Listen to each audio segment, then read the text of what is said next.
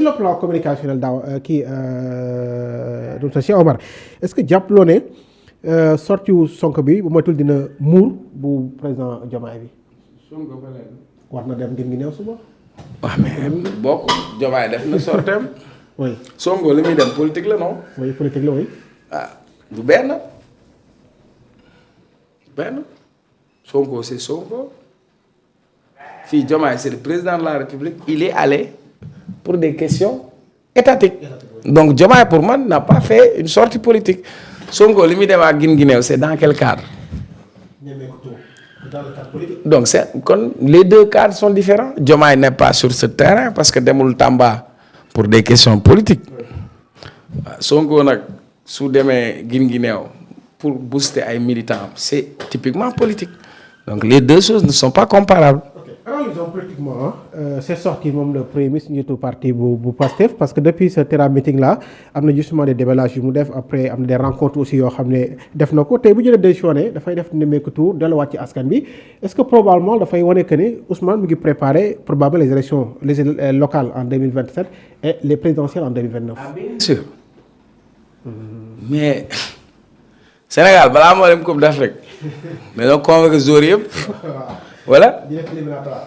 non def nañ éliminatoire ba pare. mais balaa ñuy kii dañoo def camp d'entraînement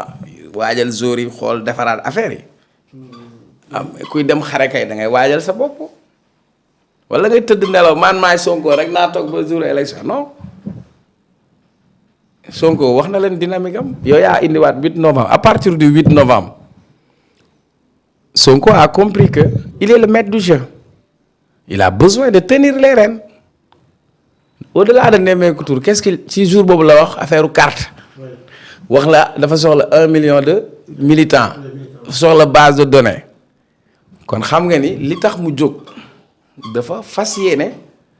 jublu ci mbiru politiquement kële mooy président bi yor na coalition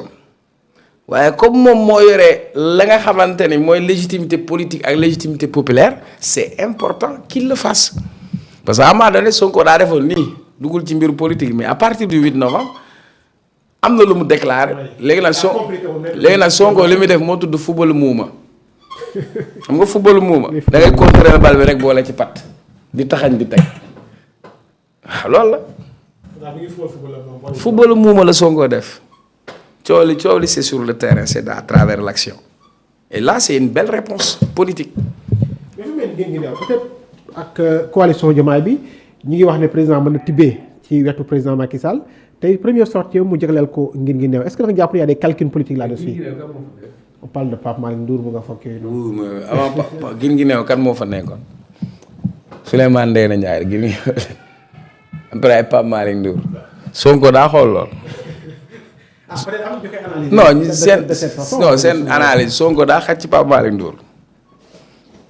Sonko wax Pape Malick Ndour kilifay Pape Malick Ndour Sonko xajul ci moom nga may wax Pape Malick Ndour bàyyi ma waay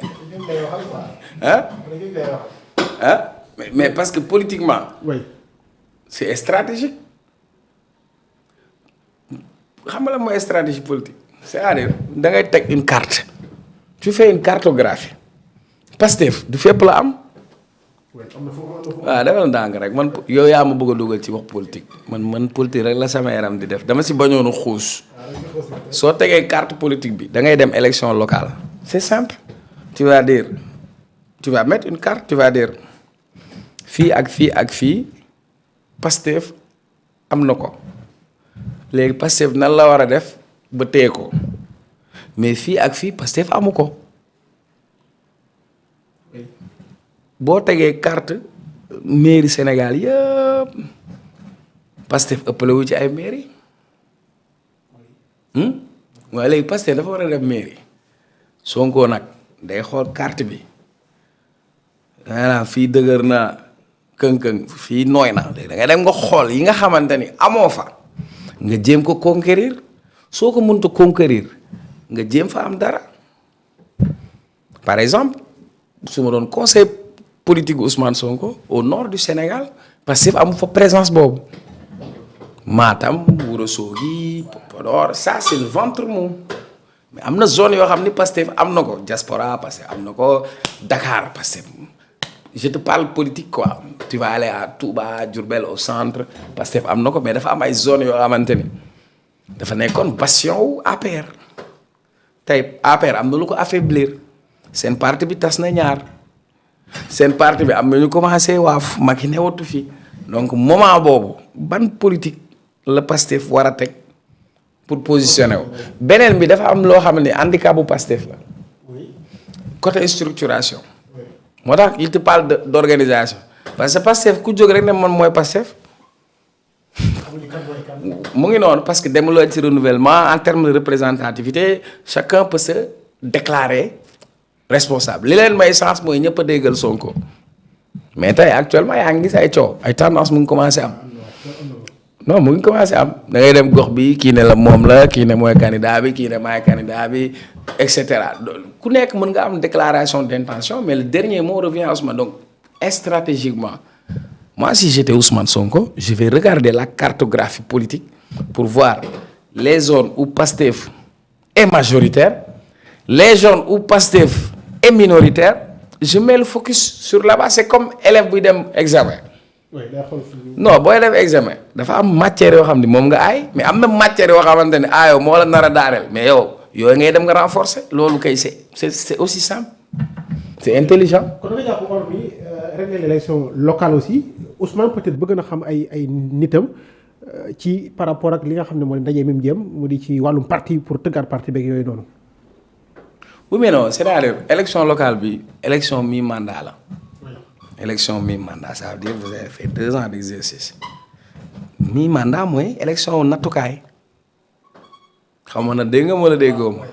ba pare dina tax yow nga xam yow fi nga jóge ak fa nga jëm parce que élection bi